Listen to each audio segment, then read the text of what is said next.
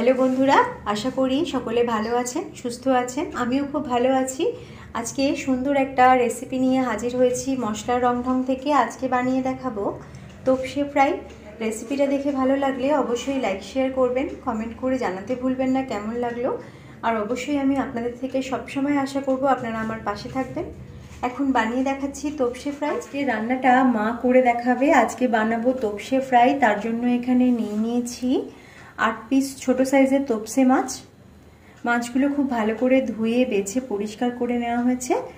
নিয়েছি একটা ছোট লেবুর টুকরো, 250 ml তেল নিয়েছি মাছগুলো ফ্রাইগুলো করার জন্য, 1 কাপ বেসন, কর্নফ্লাওয়ার 2 টেবিল চামচ, 2 টেবিল চামচ চাল গুঁড়ি, নুন স্বাদ মতো ব্যবহার করব, আদা রসুনের পেস্ট 1 টেবিল চামচ, ধনে পাতা, 2টো কাঁচা লঙ্কা বেটে রেখেছি 1 টেবিল চামচ পরিমাণে, কাশ্মীরি লঙ্কার গুঁড়ো নিয়েছি 1 টিস্পুন, আর গোলমরিচের গুঁড়ো নিয়েছি 1/2 টিস্পুন।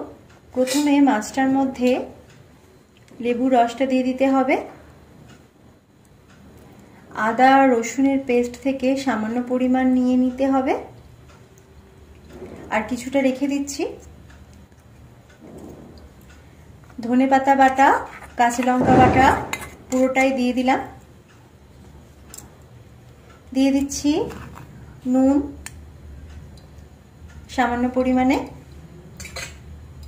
এবার ভালো করে মাছটাকে মেখে 20 মিনিটের জন্য একটা ঢাকনা দিয়ে রেখে দিচ্ছি।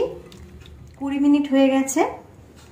এখন ফ্রাইটা বানিয়ে নেওয়ার আগে একটা ব্যাটার তৈরি করে নিতে হবে। দিয়ে দিলাম বেসন, কর্নফ্লাওয়ার আর চাল গুঁড়ি। এবার এর মধ্যে দিয়ে দিচ্ছি আরও একটু পরিমাণ মতো নুন,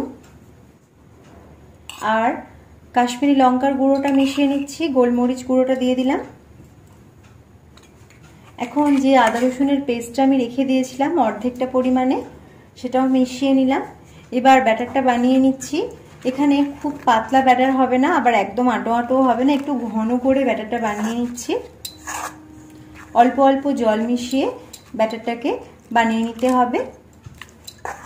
এখন ব্যাটারটাও রেডি হয়ে গেছে। ব্যাটারটা এরকম ঘন করে বানিয়ে নেওয়া হয়েছে, পাতলা বা একদম আটো আটো হয়নি।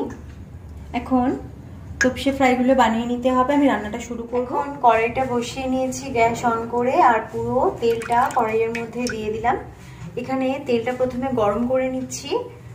খুব বেশি করে গরম করতে লাগবে না, মানে ধোঁয়া উঠবে না তেল থেকে। তার আগেই আমি মাছের ফ্রাইগুলো এর মধ্যে দিয়ে বানিয়ে নেব। এখন তেলটা কিছুক্ষণ রেখে আমি গরম করছি। তেলটা ঠিকঠাক গরম হয়েছে কিনা দেখার জন্য এখানে 1 ফোঁটা ব্যাটার দিয়ে দেখে নিলাম তেলটা ঠিকঠাকই গরম হয়েছে, কারণ এটা দেওয়ার পর এটা কিন্তু ভেসে উঠেছে। এখন মাছগুলো ভাজা যেতে পারে। এবার আমি ব্যাটারের মধ্যে একটা একটা করে মাছগুলো ভালো করে ব্যাটার মাখিয়ে তেলের মধ্যে দিয়ে দিচ্ছি। যতগুলো মাছ একসাথে ধরানো যায় মোটামুটি ততগুলোই আমি দিয়ে দেব।